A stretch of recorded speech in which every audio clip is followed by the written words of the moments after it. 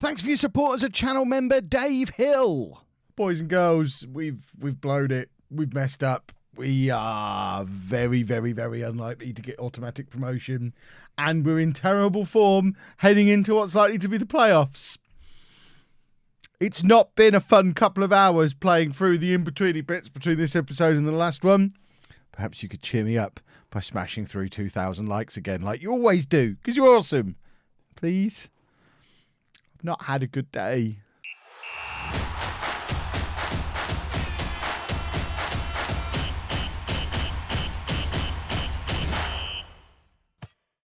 Hello and welcome to part 18 of Non-League to Legend. I'm Kevin. Coming up on today's episode, we have the final two league games of the regular season, away against Dover, at home against Aldershot. But as you can see from that and from this, we're going to have playoff games to play as well. And it's the most gutting, heartbreaking, disgusting way for this to have happened. It even started quite well. Off the back of the last episode, we beat Fylde, we beat Morecambe.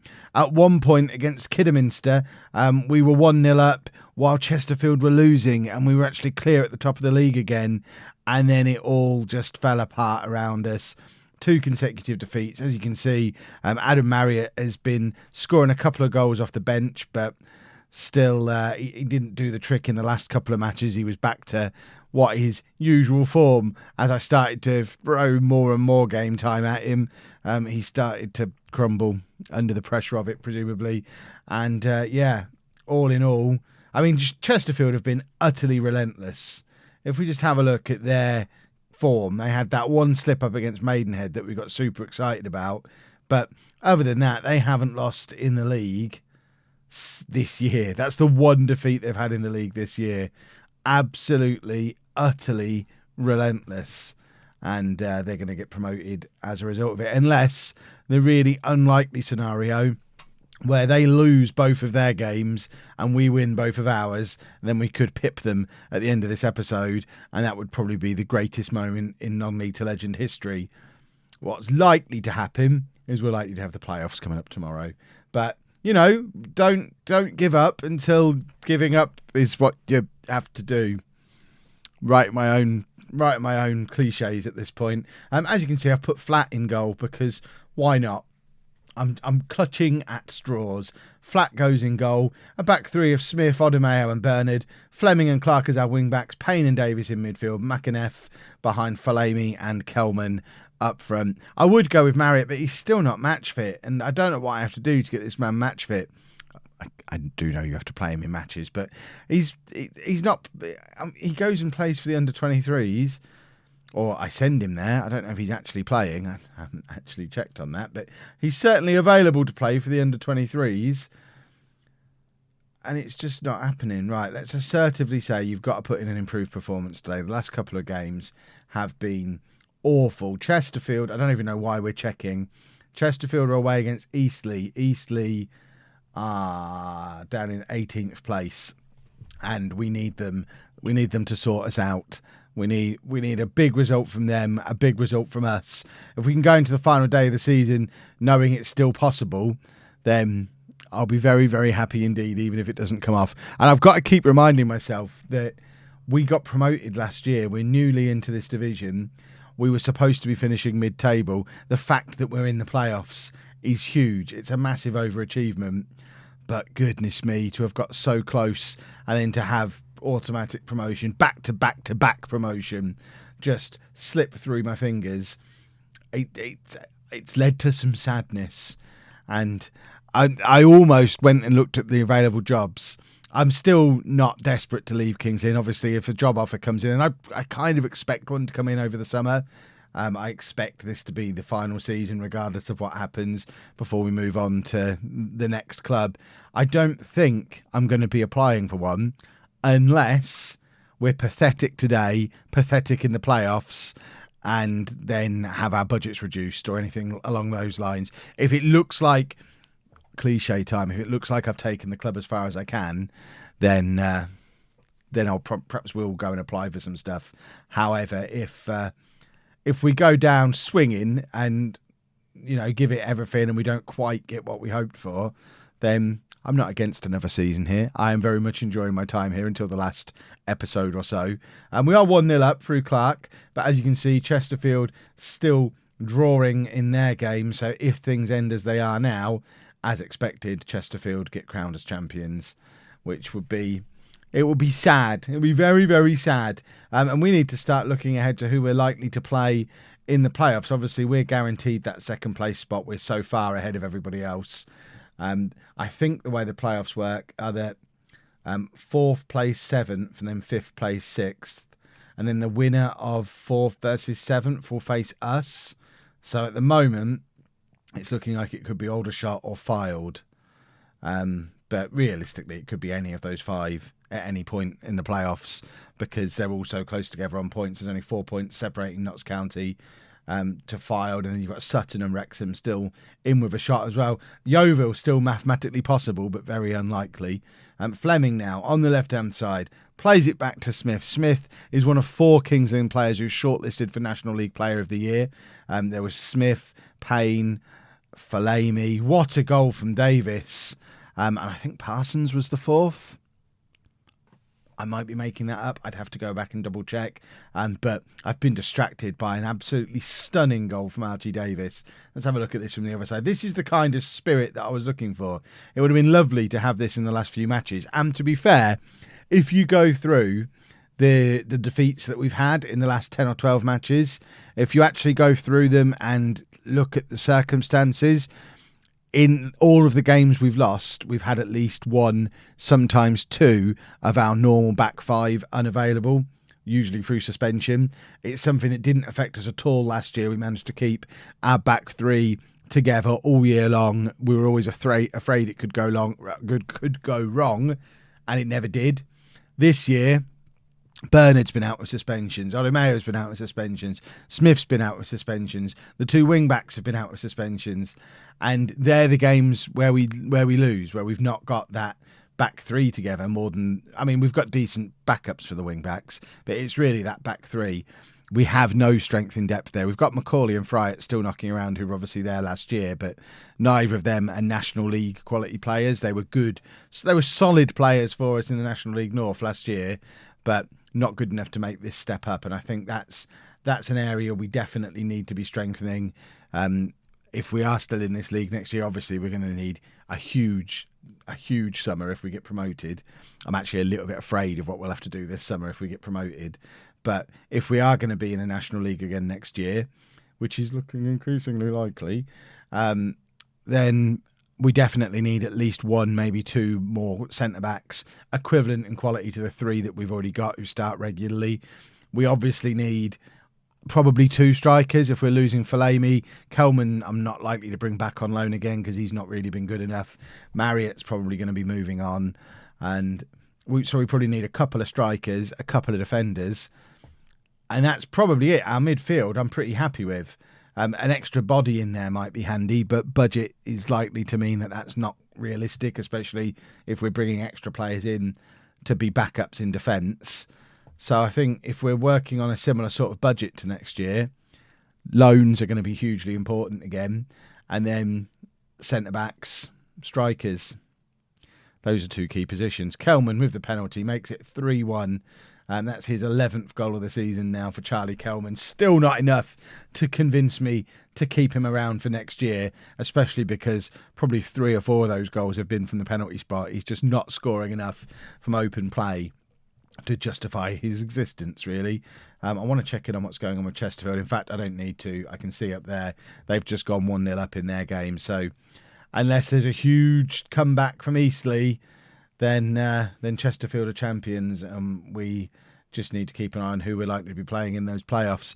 We have had a reverse scenario of this already while I've been sat here this afternoon playing through the in-betweeny matches where it was the bit where we were top of the league for a little while and Chesterfield were behind with about 20 minutes to go and they came back and won the game, and that was the moment my heart just sank. So there's a chance the game could have a couple more twists yet for me and might fill my heart full of excitement and love again. But as it is, I think we've missed out on the on the title again. Fellaini, 18th goal of the season, makes it 4-1. If you've been watching along with my Manchester United save as well, goodness me, am I feeling similar feelings to what I felt in that Real Madrid game in the most recent episode of that. Look how well we're playing today. Why couldn't we have done this a little earlier when we needed to? If we'd have done this over the last couple of matches, it would be properly going down to the wire at this point. As it is, it's not to be. I mean, Dover aren't a terrible side, I don't think. I suppose they're roughly equivalent to Eastleigh. But we're beating Dover more convincingly than Chesterfield are beating Eastleigh. But it's not enough. I don't know why that order is mixed up on there. We used to have a problem with that with FM19, if I remember rightly. I am going to take off Chris Smith, who's on a yellow card and tiring. And you know what? Just one for the comment section. We'll get Marriott on, give him his 20 minutes again. He's come on in every one of the last sort of 6 or 7 matches. He has scored a couple of goals. He's also looked very, very lost in a couple of games as well. I think just as much as he is, we all know he's a finisher. He's just not quite got the consistency he needs at this level. It's a good save from Flat, though. Flat is playing for a contract for next year. Obviously, we've had him here nearly a year and a half now and never really used him, because of the faith I've had in Watkins, who's not even on the bench today, by the way. One mistake too many, and he's just sitting and thinking about what he's done. Flat is playing well, but I don't really know. There's not really anything he can do to convince me he's the answer. If we get promoted, obviously we need a better keeper. If we're in this league next year, Flat's contract's up. He's on like £500 a week. I would expect to be able to do better than him with that money. So he's probably leaving regardless. But there is your confirmation that Chesterfield have won promotion. I mean, it's going to take some pressure off us for one game until the pressure comes back on again with a vengeance in those playoffs. But we will play the Aldershot game.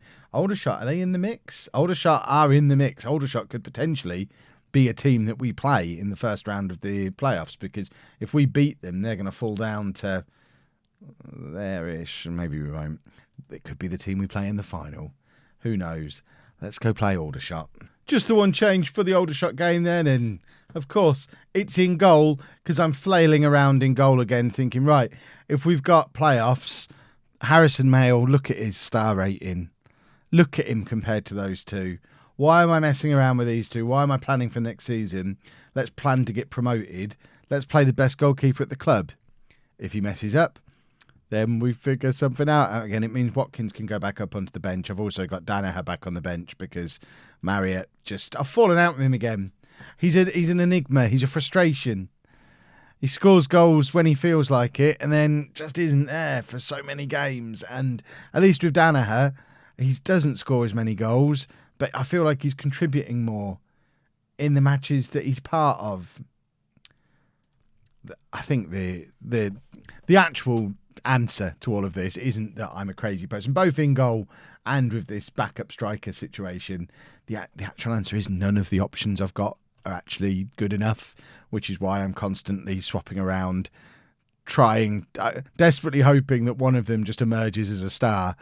But in reality, none of them are going to. And I think it's clear that it's another position that needs significant improvement for us to go that next step next year. It's a good save for Mayle early on, though. So maybe he is the answer. This is where he's a star throughout the playoffs for us. We end up getting promoted, and then we can't get him next year. He'll go somewhere else, and we'll be back to square one. We'll think we have the answer. I could have played him all year. But no, I love Brad Watkins. I've even given Watkins a new contract for next year. Like 2 weeks before I dropped him, I gave him a new contract. He's the only one of these 3 goalkeepers who's here next year. And almost immediately, he made one mistake too many, and I just dropped him. Oh, my word. What is happening?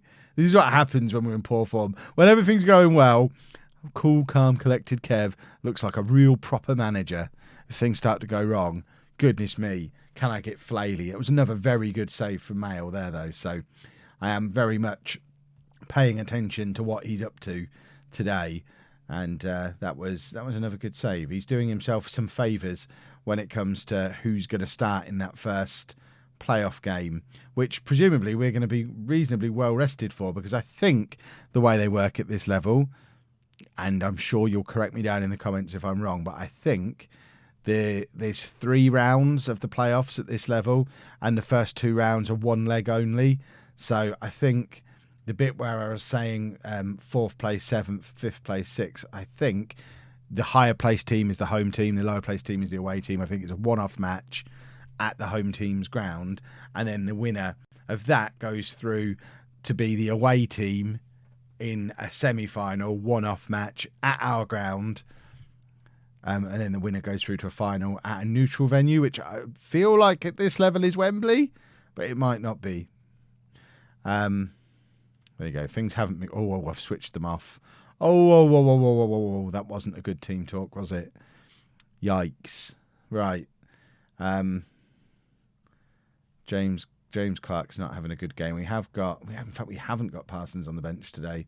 We've got Aaron Sibia back on the bench, because Aaron Sibia, when the youth intake came through, which you'll see in the new youth players in the season review episode in a day or two's time, depending on whether or not we get promoted. You'll see it regardless, but you'll see him in a few days. Aaron Sibia, as a youngster, because he's down in the under-23s at the moment, but his graph in the development centre is very, very upwards. So he's forced his way back into my thoughts at the moment, which does mean there's no spot on the bench for Parsons, which isn't great. Right, I'm going to make a triple substitution. I'm going to bring Danaher on as well, and hope that if we give Aaron Sibia and Danaher... I mean, look at that. It's straight out of the Conference North again. Kenyon, Aaron Sibia, Danaher. These are players from last year. Dale Southwell's just come on for Aldershot, one of the great villains of non-league to legend over the years.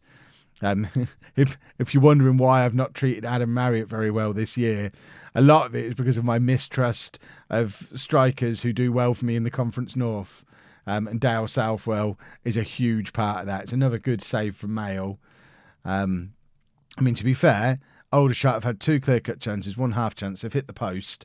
Harrison Mail's still on a clean sheet at the moment. He is having a good game. Unfortunately, he's the only one of our players who you could say that about, because everybody else has been very, very poor. And it's really upsetting to be on 91 points, but knowing that we've now got to mess around in the playoffs. 91 points feels like in any league, in any year, 91 points should be enough to be able to give yourself a pat on the back and say, that's it, season well done.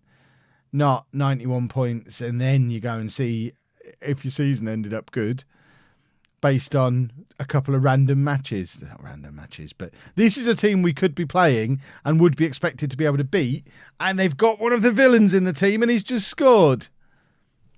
It's like we're getting a preview of what's going to happen in tomorrow's video. We have lost so many matches recently, and they've all been against the teams in and around us. The fact that we've got to play those teams in the playoffs is a disaster. Why can't the playoffs be us against the relegation teams? We're good at beating them.